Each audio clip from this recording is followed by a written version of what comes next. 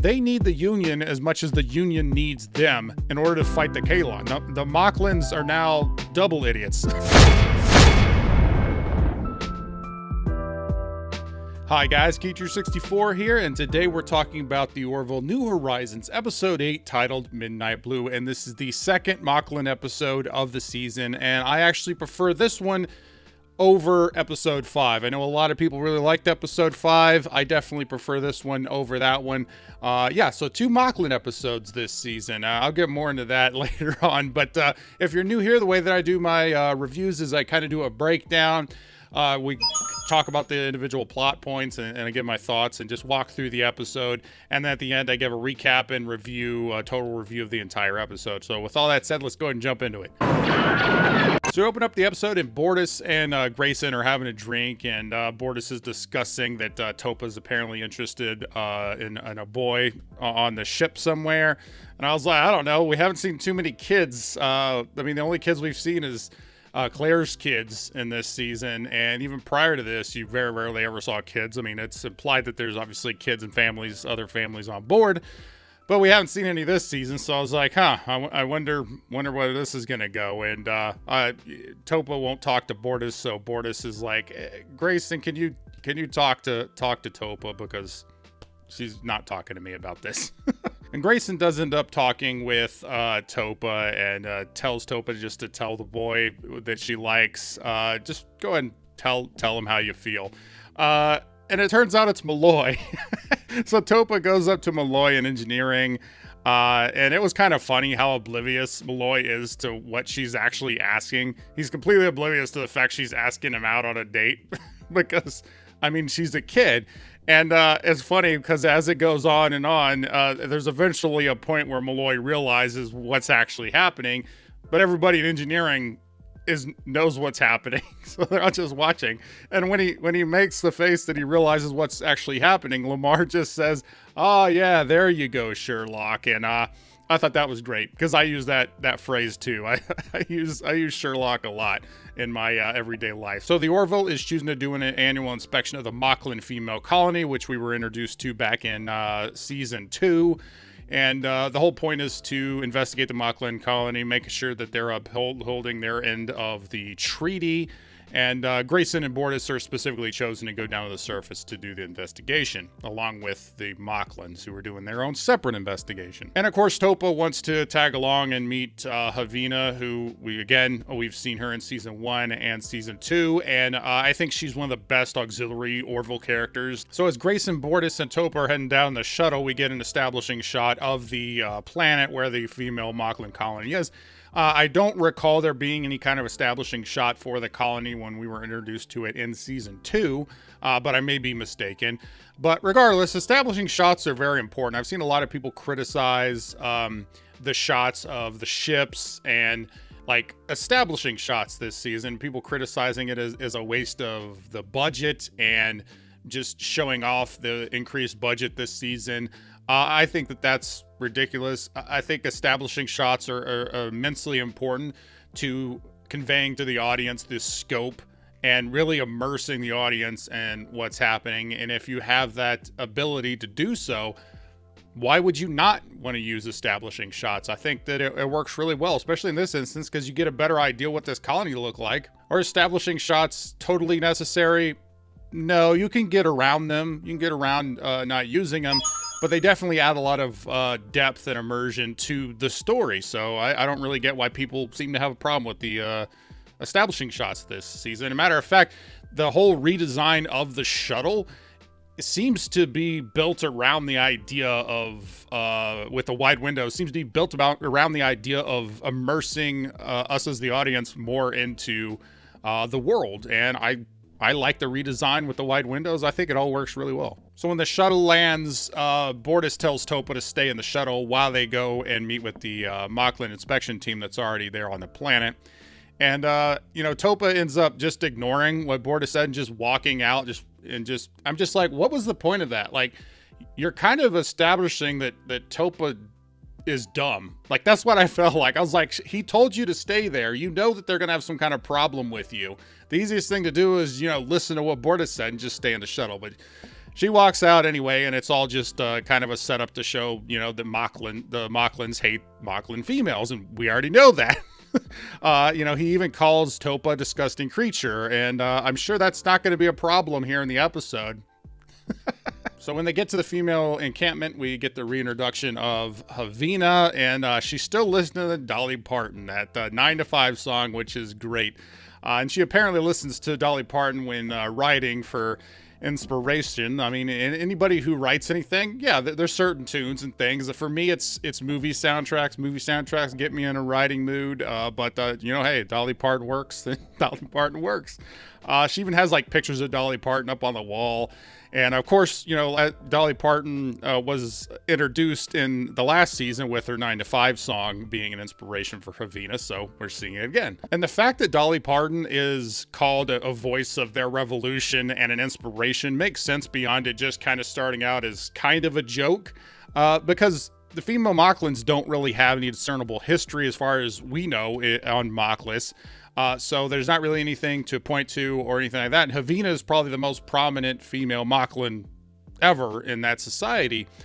So, you know, she wants to pull inspiration from somebody else. Dolly Parton is the one, and it also is an inspiration to the other female Mocklins. So, hey, it works. And it's a double moon tonight on the planet, so they are invited to stay for like a little festival. And because apparently the Luminites are coming out, which are fireflies or lightning bugs. I mean, I call them lightning bugs, but some people call them fireflies. They probably have some other kind of name that other people call them as well, but I call them lightning bugs. And while they're at this festival, one of the younger Mocklins asked if Grayson and Bortus are mates, which actually has a little bit of undertones to it later in this episode. And I kind of found it surprising, but I think it was handled pretty well.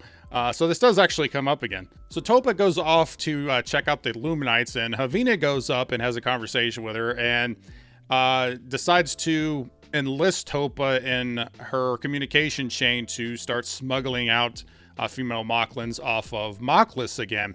And I was kind of surprised by this for multiple different reasons. One, I was surprised that she was actually willing to start doing that again, because that does break the treaty. The whole idea of the treaty was the Mocklins will leave the female Mocklin colony alone as long as they stopped smuggling infants off of Mocklis. So the idea that she's willing to risk the entire colony to start smuggling infants off again, I was kind of surprised she was willing to do that. But more so, I was surprised that she roped in Topa, because, you know, she thinks what she's doing is right, obviously. But I called this for what it was immediately. Topa's not old enough to like make this decision. She's not old enough to really understand the risks of what she's being asked to undertake. And she's really just being used for her position on the Orville. Otherwise, she wouldn't be roped into this. If she was somewhere else or of no use to Havina strategically, she wouldn't be utilized. So, I mean, Topa should not have been brought into the fold, and this plays out in the episode. What's interesting is while they're having this conversation, and Havina is about to give the name of the contact that she has on Mocklis, and they cut away from it. And it could be perhaps maybe it's someone that we've known, maybe somebody that we've seen previously. I don't know. They definitely make it a point to not say or show the name of this person, this Mocklis contact, throughout the entire episode. So Topa just wanders off into the woods chasing a blue Luminite, just showing how young and, you know, kind of inexperienced and ignorant she is of the dangers, because that Mocklin survey team is still out there. And of course, as she wanders off away from the festival, we as the audience know something's about to happen, and obviously she ends up getting taken by the Mocklin inspectors. It was just so obvious what that was going to happen when she wandered off. And they don't say it in the episode, but I suspect the blue Luminite might have been a Mocklin spy device or something to that effect. Because it's never explained exactly why they decide to snatch Topa anywhere in this episode. So there had to be some kind of spying. They had to have gotten some kind of information in order to make this decision, because it's a pretty drastic one to make. So obviously Topa is finally discovered to be missing, and Grayson and Bortus determine, yeah, it's got to be the Mocklins. And so they go back to the shuttle and they realize it's been sabotaged. So they can't communicate with the Orville. Their landing thrusters are down. They're able to take off with main thrusters with a bumpier ride. But once they get into space, they really have two options. They can go back to the Orville and then try and regroup and do something from there, or they can try and track down the Moclan shuttle on their own, which is the decision that they make. Now, the first 35 minutes of this episode is really just a setup for the main story, which is kicking off here of Topa getting taken. So the pacing up until this point has been pretty slow. I do think there's some areas they could have trimmed down. This is the longest episode of the season. This is the longest episode of the Orville so far. So I do think there's a couple pieces early on they probably could have trimmed out, but now the episode's finally getting going. So Orville goes down to the planet and brings Havina back up to the Orville and is questioning her as far as like what exactly her last conversation with Topa was, and if there's any reason that she knows of as to why they would take her. And she says she doesn't know, so she's not giving that information up that she's involved Topa. Captain Mercer can tell that she's holding back some information. Captain Mercer has dealt with Havina before, obviously in season 2. So he kind of calls her out for it, and Havina finally does come clean and says, hey, I enlisted Topa. She knows the quantum frequency for our communication, as well as the name of the Mockless contact, which again, they don't actually say who the Mockless contact is in this episode. I think the discussion between Havina and Mercer works really well here. You do get both sides of their argument. I obviously side with Mercer on this, as he says, I respect your struggle, but don't advertise tactical opportunism as pious morality, because that's when you lose me. And that's the point. I mean, that's basically what Topa was basically being used for her tactical advantage. So the Orville routes everything to Admiral Halsey, and of course the Mocklans are denying everything, because that's pretty much same old song. We get it a lot, and even Mercer's tired of it. Calls out the BS in front of the Admiral.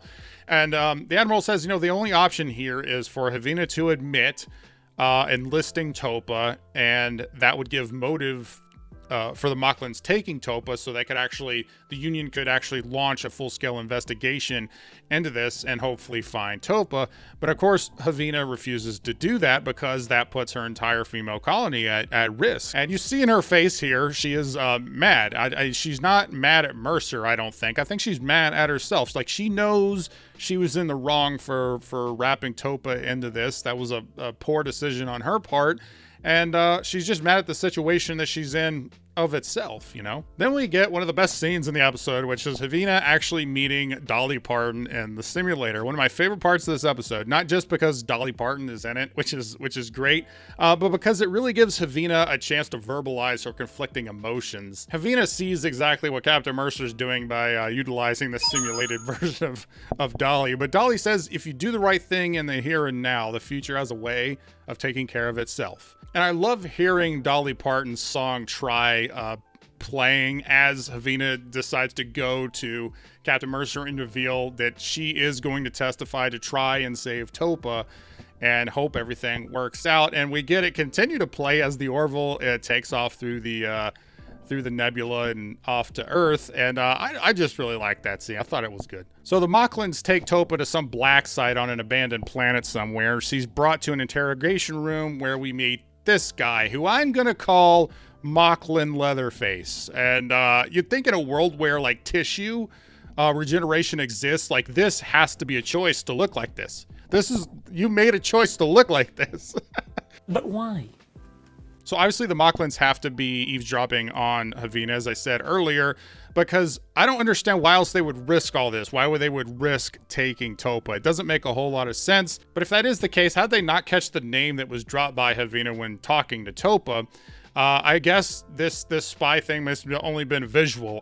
Don't know, but again, they don't explain exactly why they made this decision or based on what information they made the decision. So Grayson and Bortus land outside away from the compound, and they end up having to hike to get to the compound. And back with the Orville, we get a really nice shot of the bridge from the outside of the ship. I really like those shots. You've had a couple of those shots this season. This one's definitely my favorite one so far. I just looked really good. Again, I like the establishing shots. I do think that they benefit the show. I don't think that they're a waste. Malloy requests to go down because Topa is a little sister to him, which ties back to earlier in the episode when he said, you know, hey, you're like a little sister to me. So it all does tie in together. Like, it's not like I would say there's any wasted scenes, but as far as the pacing early on, it definitely needs a little bit of work. So Havina gives her confession to the Union Council in the hopes they will find Topa, and they do a good job of giving us a scope of the proceedings. I love the fact that we're seeing all of the spectators, the scope of the room, and everybody there. And the president shows back up. That's right, President Tron is back. Last seen in episode 4, he's back again here in episode 8. The Mocklins, of course, continue to deny any involvement and demand that Havina be arrested after her testimony because she broke the treaty. So Grayson and Bortus are hiking through the canyon to get to the Mocklin base without being seen, and there's a chasm they got to jump over. Bortus ends up jumping over it just fine. Grayson attempts and ends up falling, and it looks like she got hurt pretty bad, but apparently it really wasn't that bad. It was just a torn ligament in her shoulder where she landed, and they have a little conversation, and it's a really nice moment between Bortus and Grayson, those two characters, calling back to the scene earlier with the young Mocklin asking if they were a couple. They do have a closer relationship. Their relationship is closer than, you know, they've grown pretty close, especially since Clyden left. And Bortus talks about how important Grayson is to his family. Cutting back to the interrogation room with Mocklin Leatherface, he brings out a krill pain stick, and I immediately was thinking about Cleon pain sticks from Star Trek. So Bortus and Grayson infiltrate the base and have a firefight throughout the complex. Topa eventually breaks after being shocked repeatedly with this krill pain stick and gives the name of the Mocklin contact, or at least we're led to believe that she did. But again, we never hear the name of that contact. We still don't hear the name of it, and we don't hear it now. So she could have given a fake name. We have no idea. We don't actually know. And I don't know if they'll ever answer that mystery in this season. There's only 2 episodes left. I think they're going to move on to new stories. So I don't think we're ever actually going to know. And I think it's weird. The Mocklins come in. They're like, all right, we got the name. Okay, well, go ahead and kill Topa. She's useless now. And I was like, that seems really rash, pretty stupid, because you haven't verified the information. She could have given you any name of anybody, and you haven't verified the information yet, and you're going to kill this person that you risked all this to get information out of. Pretty stupid on your part. Bortus and Grayson do bust through all of the defenses and get into the room and take out everybody, and angry Bortus goes full dad mode here and attacks Mocklin Leatherface, beating him senseless and shoving the krill pain stick into his one good eye. The only thing that actually stops him from just straight up pummeling him to death is Grayson ordering to stop multiple times. He finally listens and, you know, steps away. Yeah, angry Bortus dad mode. That's what I'm going to call that, because that's what most dads are probably going to do if they find out that their kid was, you know, kidnapped and beaten like that. Getting your hands on the person who did that that's probably what's going to happen. I will look for you. I will find you. And I will kill you. Now, there was a part that I thought was kind of strange, which is, as they're escaping the base, they're running back to the shuttle with Topa, who's been beaten. They're back at the shuttle. Like they literally show them leaving the base, and then like the very next scene is basically them getting to the shuttle. And we saw how far of a hike it was for them to get from the shuttle to the base. It was thousands of meters. So I'm like, you taking Topa, who could barely walk, and hiking thousands of meters away to get back to the shuttle. And there's nothing of a showing that. It was very jarring. It was very strange. I mean, it worked well for the sense of the pacing, because it immediately cuts to a chase through some canyons, and the sun's up, so that clearly signifies there was some time. But just because we don't see any of that part, it just seemed kind of strange. I would say they probably should have had the shuttle go, you know, come to them remotely or something. But the thrusters were, the landing thrusters were down, so they couldn't have done that. Regardless, it's just kind of a logical problem I had with it because of the way it's edited. It was just kind of jarring. I do think the chase through the canyons was really nice, some really good effects, and they've definitely utilized a lot of the soundtrack, a lot of the music in this episode to good effect. So in one of the conference rooms, we got the Moclan ambassador debating some of the union representatives and the union senators and the union president. And, Malloy's just sitting in the corner. He just kind of I don't know. He just can't stand it. He just gets up and he's like, you know what? You suck. That's like what most of the audiences think. The Moclans use your weapons supply as a cudgel to make us stand down anytime you're challenged. And that's true. I mean, that's basically what it's the same old song. Like, well, you need us. You can't afford to have your weapon supply disrupted or removed, so you have to acquiesce to what we have to say. And the Moclan ambassador again is asking for Havina to be arrested for breaking the treaty. And what's so ironic about this is that the Moclans just sat and waited. They would have been abiding by the treaty. They could have caught Havina smuggling infants out again, and that was breaking the treaty. And technically, according to the treaty, the Moclans are in the right, but they didn't do that. They decided they're going to take Topa instead, and I just like that's really dumb. You kind of made the Moclans into complete idiots here, because the Moclans are ultimately the purveyors of their own problem here. Grayson, Bortus, and Topa do show up, and Topa refused to have any treatment for her wounds, so that the Union senators and the Union representatives could see what the Moclans did to her. And this works really well. I think it's one of the best moments in this episode, if not the best moment in the episode, is them coming in and just disrupting the Moclan ambassador and showing, hey, this is what you did. Bortus is demanding justice. The senators all stand up in support. And I don't think I've said this before in any of my other reviews. I might have, not 100% sure. But I really like the alien designs. I really like the alien designs in the Orville. And you get a lot of the alien designs here on full display as part of the Union representatives. And all of the aliens are kind of instantly recognizable as what they are. They're all pretty unique. And that's not as easy to do as you might think. So props to the props department, the creature effects and all that good stuff. And then later on, Havina apologizes to Bortus and says that she doesn't expect Bortus to forgive her. And he says something very Bortus-like, which is, that's a reasonable expectation. So, because even though she did the right thing in the end, and even though Havina did the right thing in the end, she did ultimately make a bad decision involving Topa in the first place. Like, Topa is still a young kid. So a vote was held, and they unanimously voted to expel Moclus from the Union, and the female Moclan colony is now recognized as a sovereign state and placed under Union protection. But the Union, as brought up many times before, is now in a weaker state against the Kalon. And I wonder how much protection the Union can actually provide the female Moclan colony if the Moclans decide to attack it, because they don't really have anything to lose now, and the Union forces are going to be very divided, because right now they're having to deal with the Krill and Moclus and the Kalon, and they don't have Moclus weapons anymore in Moclus support. So yeah, it's I don't know how much support they're going to be able to give. Like, if Moclus just wants to attack the female colony now, there's not a whole lot the Union can do. At the end of this episode, Clyden comes back, giving real closure and redemption for this character after he acted in the ending of episode 5. He heard about Topa being taken, and he returned immediately because he still cares. He still cares about Topa, and he still cares about Bortus. And he apologized for the way that he acted at the ending of episode 5. It's something that I've criticized. I criticized the ending of that episode and the way that he responded.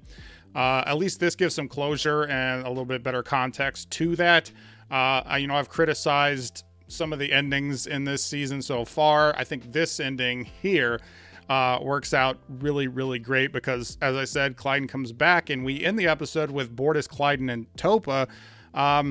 They've renounced their Moclan citizenship, and Clyden invites Grayson to have dinner with them. And it's a good way to end the episode. I think this was one of the best endings of an episode that we've gotten this season, because as I said, some of the endings have not worked as well for me personally. So to recap and review, I gotta say that the music for this episode is one of the best. It definitely stood out from some of the other episodes this season. I think they utilized the music pretty well. I think the canyon battle sequence is great. I was happy to see Havina again. As I said, she's one of the best auxiliary characters in Orville. I think her inner turmoil in bringing Topa into the cause worked well. I like the way that was handled. I like seeing Clyden come back in the end of this episode as well. As far as criticisms go, I would say that the episode does take a little bit too long to get going.